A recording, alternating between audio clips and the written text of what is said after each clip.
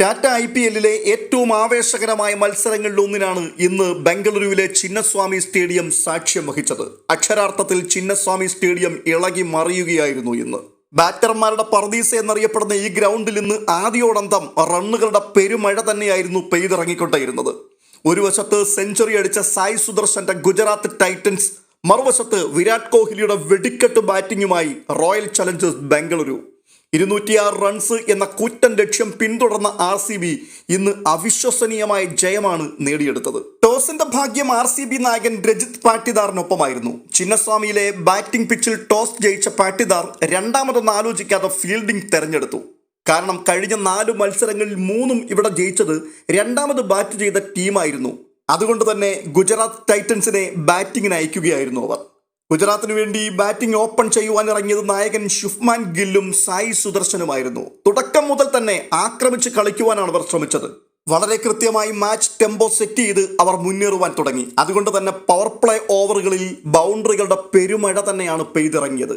Power play അവസാനിക്കുമ്പോൾ wicket നഷ്ടം കൂടാതെ അവർ 57 റൺസ് എന്ന ശക്തമായ നിലയിലായിരുന്നു.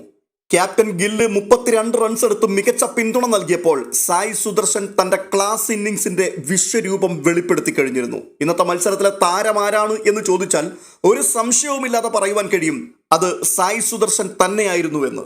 വെറും 33 പന്തിൽ അർദ്ധശതകം പിന്നിട്ട സായി പിന്നീട് ചിന്നസ്വാമി സ്റ്റേഡിയത്തിന്റെ എല്ലാ കോണുകളിലേക്കും ബംഗളൂരുവിന്റെ പേരുകേട്ട ബൗളർമാരെ തലങ്ങും വിലങ്ങും പായിക്കുവാൻ തുടങ്ങി. ആ സമയത്ത് ഉറച്ച പിന്തുണയോടെ കൂടെയുണ്ടായിരുന്ന ഗില്ല് പുറത്തായെങ്കിലും ജോസ് ബട്ട്ലറെ കൂട്ടുപിടിച്ചുകൊണ്ട് സായ് തന്റെ സെഞ്ചുറി തികച്ചു. 58 പന്തുകളിൽ നിന്നായിരുന്നു 100 റൺസ് അടിച്ചത്. 11 ഫോറുകളും 5 കൂറ്റൻ സിക്സറുകളും ആ ഇന്നിംഗ്സിലുണ്ടായിരുന്നു. പക്ഷെ നിർഭാഗ്യവശാൽ 100 റൺസിലേക്ക് എത്തിയ സായി സുദർശന് ഒരു റൺസ് പോലും പിന്നെ കൂട്ടിച്ചേർക്കുവാൻ കഴിഞ്ഞില്ല. ഒരപ്രതീക്ഷിതമായ പുറത്താകലായിരുന്നു പിന്നീട് സംഭവിച്ചത്. സായി സുദർശന്റെ ബാറ്റിംഗ് മികവ് കണ്ടപ്പോൾ ഒരു വേള ഗുജറാത്ത് ടൈറ്റൻസ് 230 റൺസിന് മുകളിലേക്ക് പോകും എന്ന് പോലും പ്രതീക്ഷിച്ചു. 128 റൺസിൽ നിൽക്കുമ്പോഴാണ് ഗുജറാത്ത് ടൈറ്റൻസിന്റെ ആദ്യ വിക്കറ്റ് വീഴുന്നത്. രണ്ടാമത്തെ വിക്കറ്റ് 160 റൺസിലും. പക്ഷേ നിമിഷ നേരങ്ങൾ കൊണ്ട് കാര്യങ്ങളെല്ലാം മാറി മറിഞ്ഞു. അനായാസം റൺ ഒഴുകിക്കൊണ്ടിരുന്ന ചിന്നസ്വാമി സ്റ്റേഡിയം അപ്രതീക്ഷിതമായി ശാന്തതയിലേക്കെത്തി. അവസാനത്തെ 4 ഓവറുകൾ, ഡെത്ത് ഓവറുകൾ, ഗുജറാത്തിന്റെ സകല പ്രതീക്ഷകളെയും അസ്ഥാനത്താക്കിക്കൊണ്ട് ഈ സമയത്ത് ബാംഗ്ലൂർ ഗുജറാത്തിനെ വരിഞ്ഞു മുറുക്കിക്കളഞ്ഞു. ഒരു വിധത്തിൽ അവസാനത്തെ ആ 4 ഓവറുകളാണ് കളിയുടെ ഗതി തന്നെ നിർണയിച്ചത് എന്ന് പറയുന്നതിൽ ഒരു തെറ്റുമില്ല. അവസാനത്തെ ഓവറിൽ ജേസൺ ഹോൾഡറുടെ ഒരു ചെറിയ വെടിക്കെട്ടുണ്ടായിരുന്നു എന്നുള്ളത് യാഥാർത്ഥ്യമാണെങ്കിലും 230 മുകളിൽ പോകുമെന്ന് പ്രതീക്ഷിച്ച സ്കോർ 20 ഓവർ പിന്നിട്ടപ്പോൾ 205-ന് 3 എന്ന നിലയിലേക്ക് പരിങ്ങിപ്പോയി. ബംഗളൂരുവിന്റെ ബോളിങ്ങിനെ കുറിച്ച് പറയുകയാണെങ്കിൽ സെഞ്ചുറി നേടിയ സായ് സുദർശനെതിരെ ഫലപ്രദമായി തന്ത്രങ്ങൾ ആവിഷ്കരിക്കുവാൻ അവർക്ക് കഴിഞ്ഞില്ല എന്നുള്ളതായിരുന്നു. 10ാം ഓവറിന് ശേഷം കളി നിയന്ത്രിക്കുന്നതിൽ സ്പിന്നർമാരും പേസർമാരും ഒരുപോലെ പരാജയപ്പെട്ടു. ജോഷ് ഹേസൽവുഡ് തന്റെ 4 ഓവറിൽ 40 റൺസുകളാണ് വിട്ടുകൊടുത്തത്. അപ്പോൾ തന്നെ 4 ഓവറുകളിൽ 50 റൺസാണ് കൃണാൽ പാണ്ഡ്യയ്ക്ക് വഴങ്ങേണ്ടി വന്നത്. അങ്ങനെ ഗുജറാത്ത് ടൈറ്റൻസ് കളി അവസാനിപ്പിക്കുമ്പോൾ 205 റൺസിലേക്ക് എത്തി. 206 റൺസ് എന്ന വിജയലക്ഷ്യം റോയൽ ചലഞ്ചേഴ്സിനെ സംബന്ധിച്ചിടത്തോളം വലിയ കാര്യമൊന്നുമല്ല എന്നുള്ളത് ഇതുവരെ അവരുടെ ബാറ്റിംഗ് പെർഫോമൻസ് കണ്ടിട്ടുള്ള എല്ലാവർക്കും അറിയാം. കരുത്തുറ്റ ബാറ്റിംഗ് നിര തന്നെയാണ് റോയൽ ചലഞ്ചേഴ്സിന്റെ അടിത്തറ തന്നെ. പക്ഷേ ഇന്ന് ചിന്നസ്വാമി സ്റ്റേഡിയത്തിൽ ആ 206 റൺസ് പോലും വലിയൊരു വെല്ലുവിളിയാണ് എന്ന് തോന്നിപ്പിക്കുന്ന രീതിയിലായിരുന്നു അവരുടെയും പ്രകടനം വെളിപ്പെട്ടത്.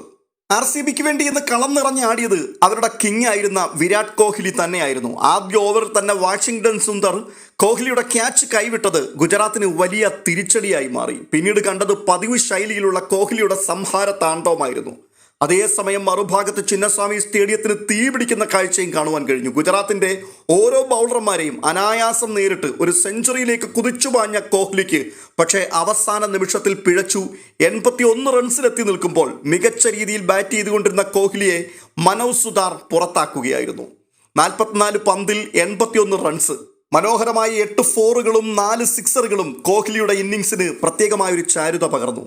ഇവിടെ എടുത്തു പറയേണ്ട മറ്റൊരു കാര്യം കൂടിയുണ്ട്. കോഹ്ലിക്ക് ഉറച്ച പിന്തുണയുമായി ഇമ്പാക്ട് പ്ലെയർ ദേവദത്ത് പടിക്കലും കൂടെയുണ്ടായിരുന്നു. ദേവദത്ത് പടിക്കൽ കോഹ്ലിക്കൊപ്പം ഒട്ടും കുറയ്ക്കാതെ തന്നെ ഉറഞ്ഞു തുള്ളുകയായിരുന്നു. 27 പന്തിൽ നിന്നും 55 റൺസാണ് അദ്ദേഹത്തിന്റെ തകർപ്പൻ ബാറ്റിങ്ങിൽ കൂടി പുറത്തു വന്നത്. പക്ഷേ ദേവദത്ത് പടിക്കലിന്റെയും വിരാട് കോഹ്ലിയുടെയും അപ്രതീക്ഷിതമായ പുറത്താകൽ ബംഗളൂരുവിനെ വല്ലാതെ ഞെട്ടിച്ചു കളഞ്ഞു. ഒരു ഘട്ടത്തിൽ RCB 13 ഓവറിൽ 141-ന് 1 എന്ന നിലയിൽ വളരെ സുരക്ഷിതമായിരുന്നു. പക്ഷെ പെട്ടെന്നാണ് കളി മാറി മറിഞ്ഞത്. കോഹ്ലിക്ക് പിന്നാലെ വന്ന ഓരോരുത്തരും അനാവശ്യമായി വിക്കറ്റുകൾ വലിച്ചെറിയുവാൻ തുടങ്ങി. സ്കോർ 180 കടന്നപ്പോഴേക്കും 5 വിക്കറ്റുകൾ കടപുഴകി വീണു. മത്സരം ഗുജറാത്തിന്റെ കൈപ്പിടിയിൽ ഒതുങ്ങിപ്പോകുമോ എന്ന ആരാധകർ ഭയപ്പെട്ട നിമിഷങ്ങളായിരുന്നു അത്. പക്ഷെ ബംഗളൂരുവിന്റെ രക്ഷകനായി അവസാന നിമിഷത്തിൽ ക്രീസിലെത്തിയ കൃണാൽ പാണ്ഡ്യ വളരെ ശാന്തനായി നിന്ന് അപ്പോൾ തന്നെ കൂറ്റനടികളിൽ കൂടി മത്സരം തിരിച്ചുപിടിച്ചു.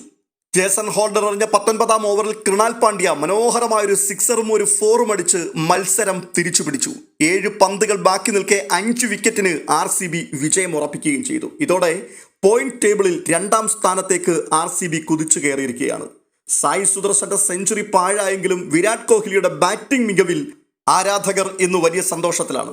ഈ ടൂർണമെന്റിൽ ഒറ്റ തോൽവി മാത്രം നേരിട്ട RCBയുടെ ഈ വിജയത്തോടെ അവർ പ്ലേ ഓഫ് പ്രതീക്ഷകൾ ശക്തമാക്കിയിരിക്കുകയാണ്. ഇന്നത്തെ മത്സരത്തിൽ റോയൽ ചലഞ്ചേഴ്സ് ബംഗളൂരുവിനെ വിജയത്തിലേക്ക് നയിച്ച വിരാട് കോഹ്ലി തന്നെയാണ് പ്ലെയർ ഓഫ് മാച്ചായി മാറിയത്. 206 റൺസ് എന്ന വലിയ ലക്ഷ്യം പിന്തുടരുമ്പോൾ സമ്മർദ്ദമില്ലാതെ ബാറ്റ് ചെയ്ത കോഹ്ലിയുടെ തകർപ്പൻ ഇന്നിംഗ്സ് തന്നെയായിരുന്നു RCBയുടെ വിജയത്തിൽ നിർണായകമായി മാറിയത്. ഗുജറാത്തിന് വേണ്ടി സായി സുദർശൻ സെഞ്ചുറി നേടിയെങ്കിലും ടീമിനെ വിജയത്തിലേക്ക് എത്തിച്ച പ്രകടനം എന്ന നിലയിൽ കോഹ്ലിയെ പുരസ്കാരത്തിന് വേണ്ടി തിരഞ്ഞെടുക്കുകയായിരുന്നു. ഇന്നത്തെ മത്സരത്തിൽ 205 റൺസ് എന്ന സ്കോർ പ്രതിരോധിക്കുവാൻ ഇറങ്ങിയ ഗുജറാത്ത് ടൈറ്റൻസിന്റെ ബൗളിംഗ് നിരക്ക് RCBയുടെ ബാറ്റിംഗ് കരുത്തിന്റെ മുമ്പിൽ പിടിച്ചു നിൽക്കുവാൻ കഴിയാതെ പോയി.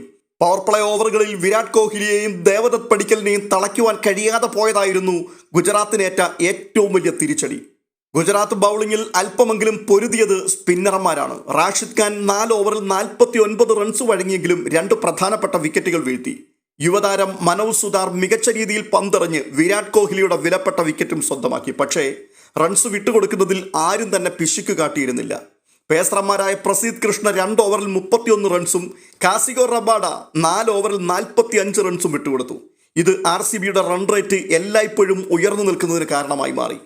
ഇന്നിംഗ്സിന്റെ അവസാന ഘട്ടത്തിൽ 1 വിക്കറ്റ് വീഴ്ത്തി ജേസൺ ഹോൾഡർ തിരിച്ചുവരവിന് ശ്രമിച്ചുവെങ്കിലും 19-ാം ഓവറിൽ റൺസ് പ്രതിരോധിക്കുന്നതിൽ അദ്ദേഹവും പരാജയപ്പെട്ടു.